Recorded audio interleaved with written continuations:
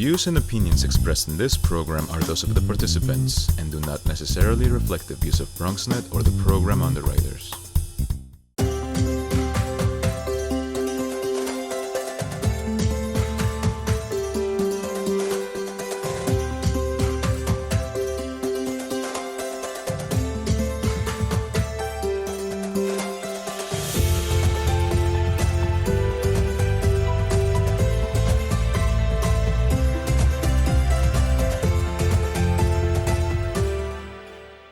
Hi, everyone, and welcome to another episode of Meetings of the Minds in partnership with BronxNet Television.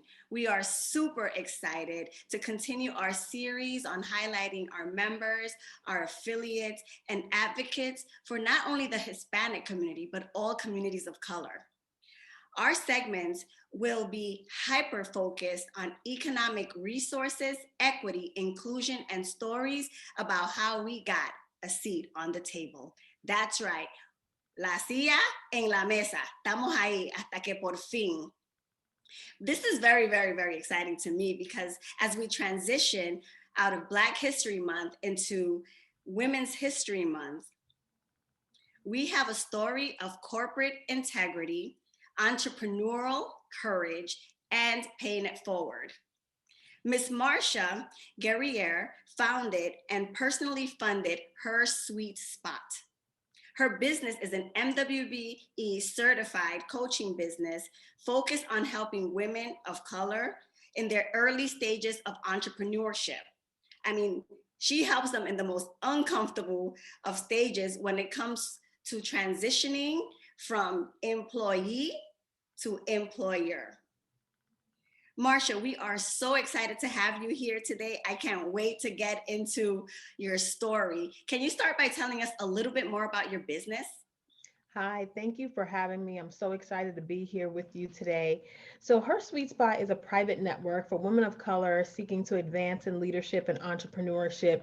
I say that we help women that are in corporate America looking to get self-promoted and increase their revenue, right? Because we are women that are oftentimes undervalued and under promoted.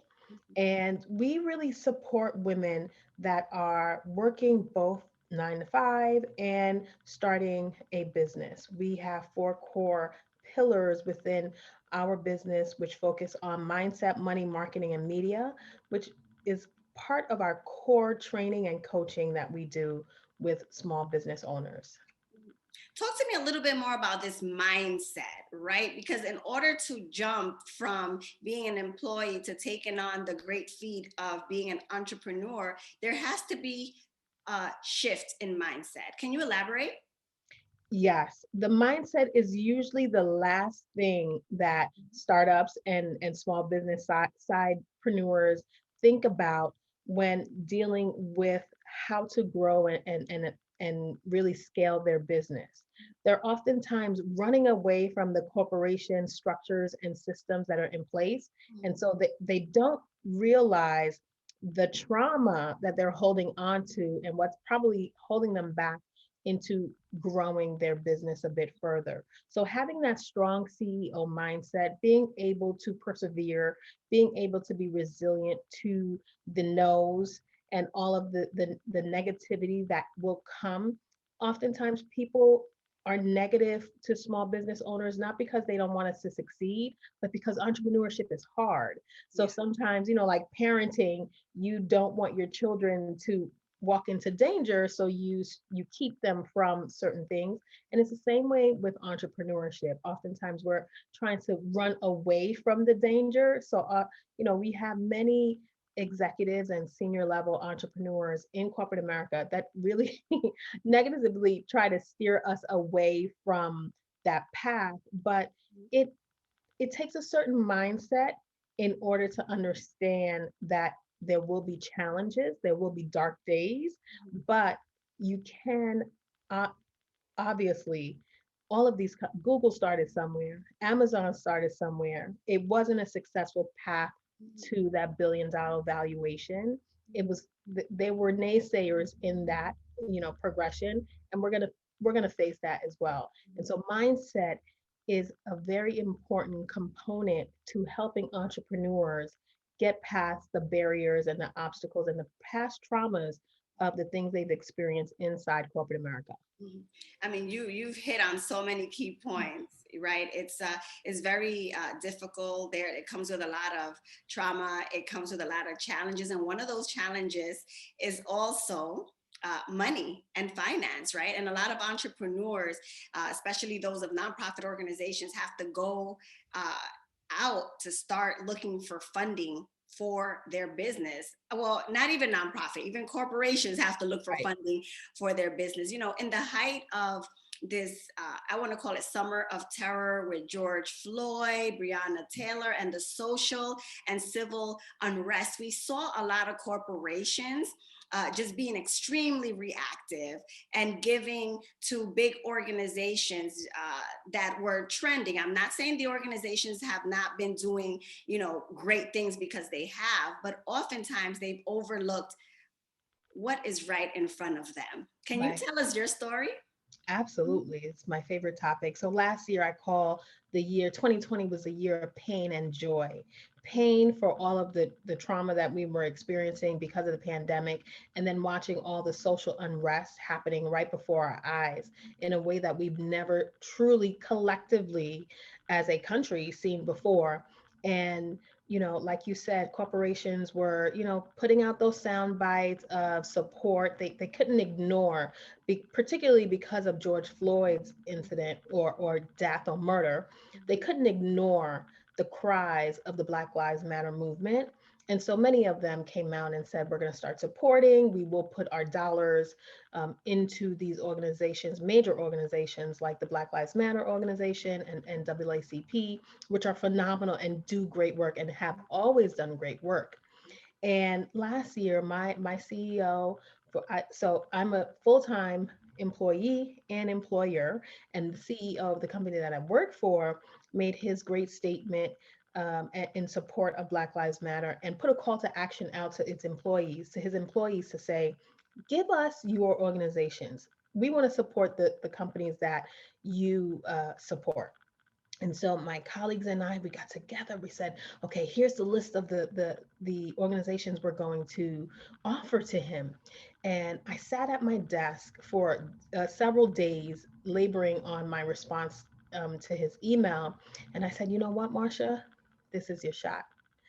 I run not only my for profit, which is Hersuitespot, but my non for profit, which is the Eva Jordan Foundation.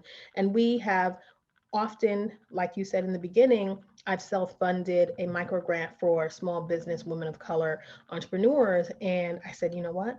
Let me tell him about who I am. Let me share my story. Often for years, I've been hiding and I've been running what I call my underground railroad of entrepreneurship at work. I've been hiding it and secretly helping women, right? And I work in fintech. I'm a Black woman in tech, which I often don't publicize because I've always been in secret. And so last year I sent him an email. I said, listen, I have been working in fintech for over 20 years, over 25 years. I have been working for your organization for 10 years through acquisitions. And I've been marginalized. I've been undervalued and underpromoted. For validation, self validation, I started my nonprofit, I started my for profit. This is how I help women in my community that are severely impacted because of everything that's happening here in 2020. And I need your dollars. Mm. I was going to tell you all of the amazing organizations that I love and that I support and that I believe are doing the right thing for our community at a large, but this is how I help people. And I need your dollars.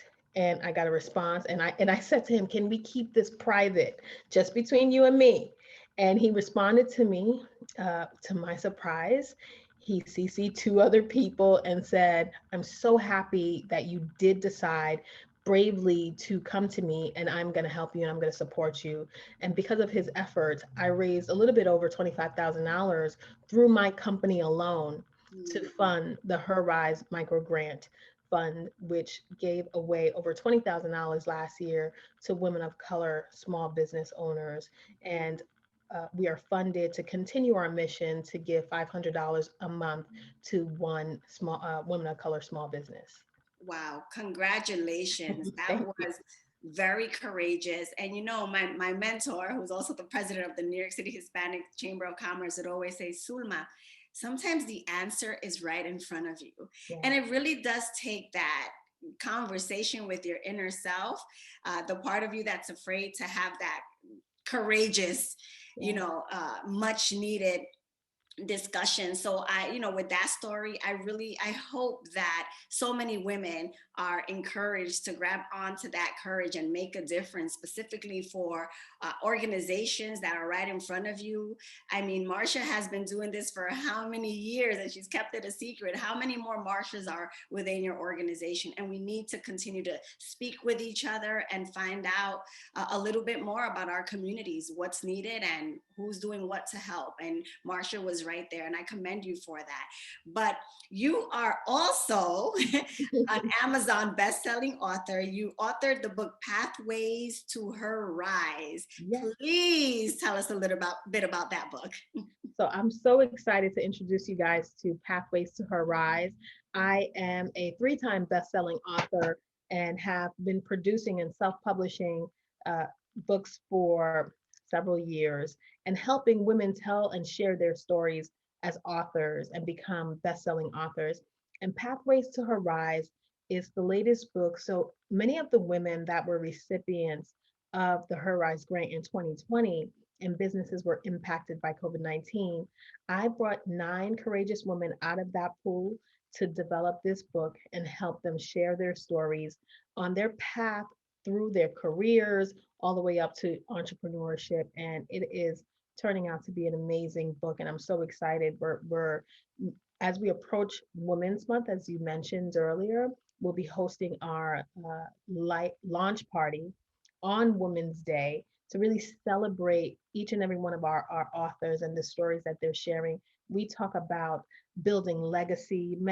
Several of our authors are running family businesses that they have been able to successfully take over, bring into the new digital age, and really expand the family legacy that their ancestors have built for them.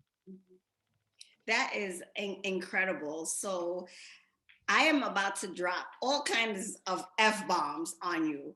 Marsha is a founder, a funder. She's fierce and she is on fire and she pays it forward. I think that's the only time F-bombs are acceptable. but, but thank you so much for being with us. We applaud you. We support you. And you already know the New York City Hispanic Chamber of Commerce is also here to serve you and all of your entrepreneurs. I think that this is not going to be the end of our conversation, and we look forward to hearing more. Congratulations and best of luck on all of your endeavors. Thank you for being with us on another episode of Meetings of the Minds in partnership with BronxNet. Once again, if you are not yet a member of the New York City Hispanic Chamber of Commerce, it's super easy. www.hispanicchamber.nyc. www.hispanicchamber.nyc. Oh my goodness, Marsha, how do we contact you? You can reach me at in all social media platforms. My handle everywhere is Hersuitespot. I'm on Twitter, Instagram, Facebook, and LinkedIn. And our website is hersuitespot.com. That's sweet, SUITE, spot.com. That's right. Thank you so much again, my sister. We'll talk soon. All right.